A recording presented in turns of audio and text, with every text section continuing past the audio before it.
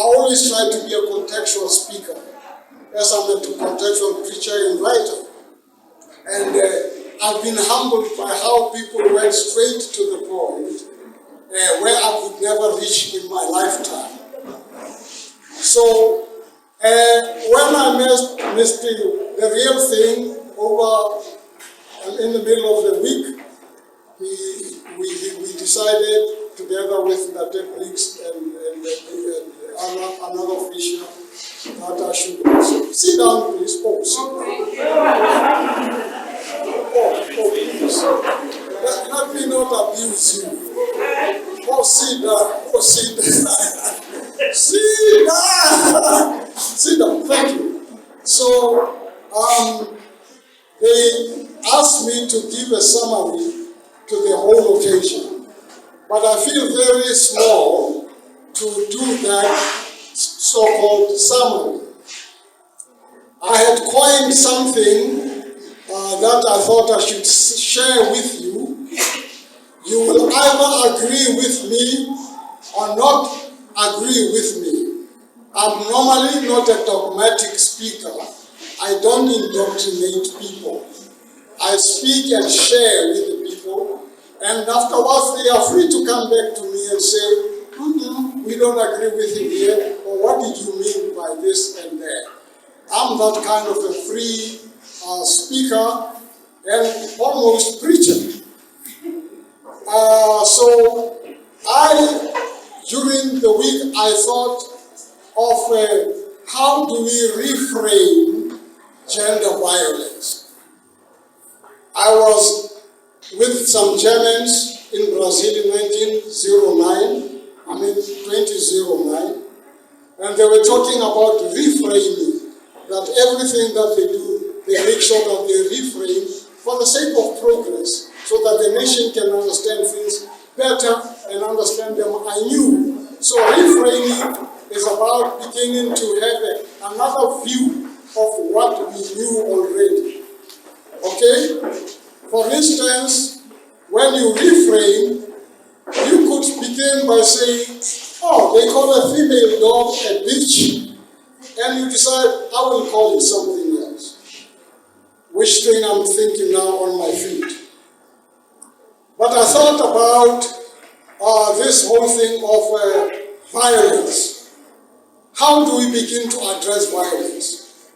I want to share with you, and I want to know that you believe that violence sells in this country. It sells newspapers, violence. Some newspapers that we are receiving around the world are just pamphlets full of violence, violence, violence. Nothing positive, very little positive. Every who has murdered who this week, who has raped who this week. Violence sells. And it's high time we must really look at the word violence, because it is those who are in the upper echelons of riches who are making more money about violence without us realizing it. Even politicians use violence to make more money for themselves, to make more names for themselves.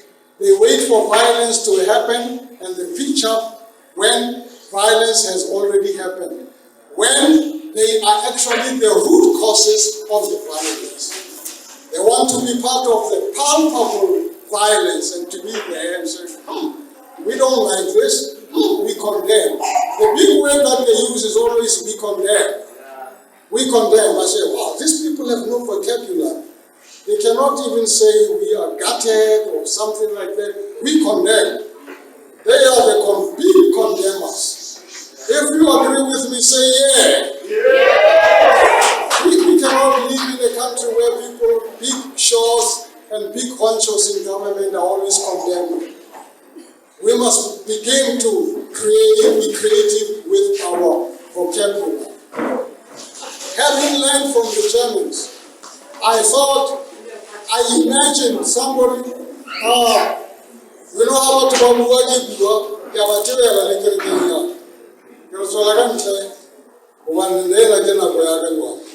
so I thought about this word gender violence. And I imagined somebody who we always say they butcher the language, they butcher what we call the Queen's language. By the way, it's no more the Queen's language, it's our language. It's our lingua franca. That's why I'm speaking it without fear. And so we must accept English as part of, how some of us were brought up, moved and so on. So don't be alienated from it. Just better, make it better. Just like people created Tosita out of Afrikaans and many other languages. It is your chance to be creative also in language formation. So I thought, somewhere you could be in a taxi and somebody might be trying to say gender violence. And for lack of better language usage, the person might say gender violent. Is my imagination correct? They might say gender violent. Now, gender violent is what I'm suggesting that you give a thought to also. When we grew up, by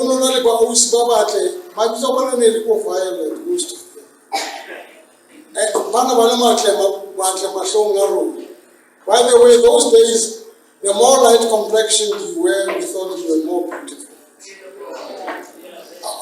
We come from this. You had to be very light complexion and you were cis violent, cis ladies and all that. You were never Mopaseka, Njabulo and all that. So I'm trying to say that we must look at this thing, gender as royal. The word violent, gender violent, we can link it up with this reality by saying we are making gender violent now.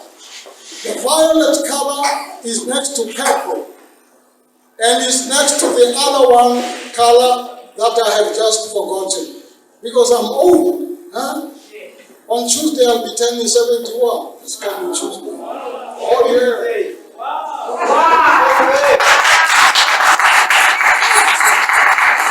Without my grief, I'll be turning 71. I'm older than President Ramaphosa by 2 months. Did you like that?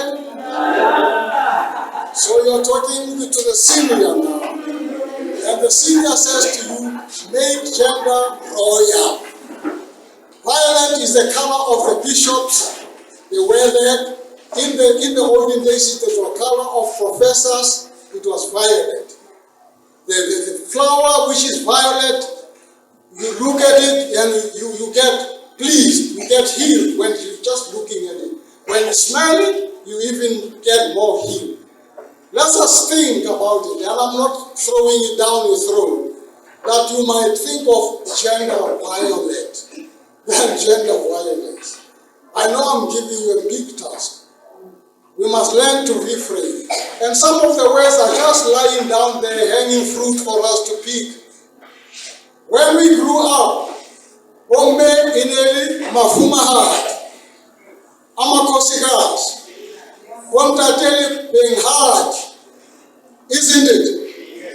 If we go back to that, somebody might think we are reframing. No, we are just going back to our roots. Children in a ligitato heart.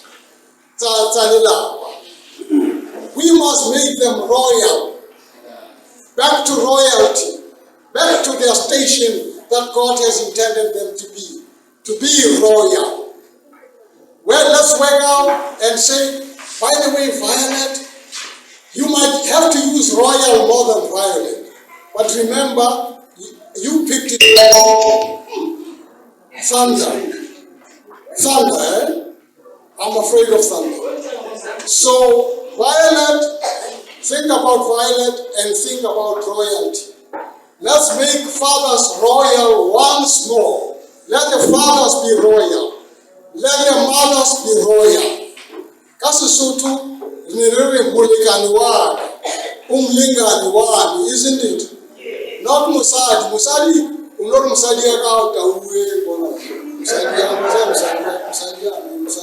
And how do I ever hear from the Fumahao?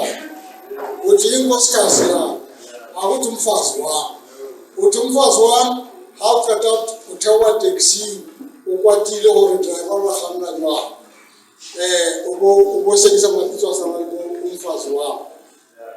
Let us reconstruct society. Let us stop this thing. I don't believe in it. You might disagree with me. For instance, Highway Munna, Musadi, Wamutu Kimulala, Muntu Wamunna, Kim Kisho, Fariki Ona. Fariki Kisho, Fariki Kisho, and Musadi Fariki, female Fariki Kimula. Imagine that the whole thing is misconstrued out of context. Let's stop saying Munna Kisho, Musadi Kimula. It might work in certain areas, but try to say Muliganiwad. Say it, Muliganiwad. Those who are not married have already surpassed us. They talk of my partner, isn't it? Yes. When I used to meet younger people than myself, and they said, my partner, I began to think, oh, okay, they are afraid, they are not wanting to say my husband, my wife, they are saying my partner. And it accommodated all genders, isn't it? Even those whose gender was allowed to be marriageable, they would say my partner, isn't it? Yeah. So these people are partners. Look at Briggs and his wife dressed like partners. Stand up. In their colors. Stand up. Stand up. They are partners. In dress and color. Give them a standing ovation.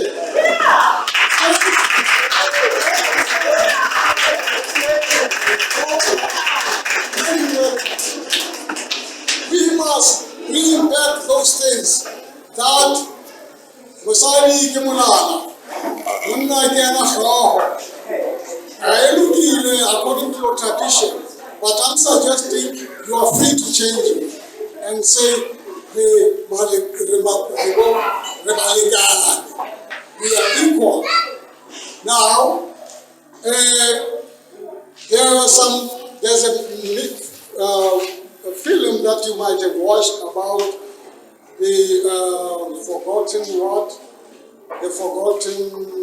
figure, something like that. The forgotten figure. About 3 women who worked, mathematicians who were black in America. They worked at the NASA. They sent a guy like John Glenn into orbit. Those were black women, mathematicians. And they were shunted to the back most of the time. Nobody saw them. They never went to the white toilet where you understand what I mean? Just to go and sit there, you get my drift? They had to go elsewhere, a mile away. And yet they were spinning people out of this planet Earth into the moon. They were the best mathematicians when America was beginning to deal with space. So let us teach our children that a woman is not about lipstick. You understand what I mean? A woman is not about hips. A woman is not about breast. Only breast feeds children, it's okay. But it's not all what a woman means. That a gender is not about what is between your legs. What is between your legs might just represent something. But you know best what is between your legs represents. And make it royal, for heaven's sake. What is between, it must not determine you to be vulgar, to be like, there's a lot of vulgar here in the world. I stayed out of the world for 39 years, and when I grew up, there was no vulgarity. Today, young children from school, they calling people by their female parts, private parts. Like it is getting out of fashion. So we must bring back dignity to our people. Bring back loyalty to our people. Begin to reframe these things. For instance, our parents, when we grew up, they called that cuckoo, isn't it?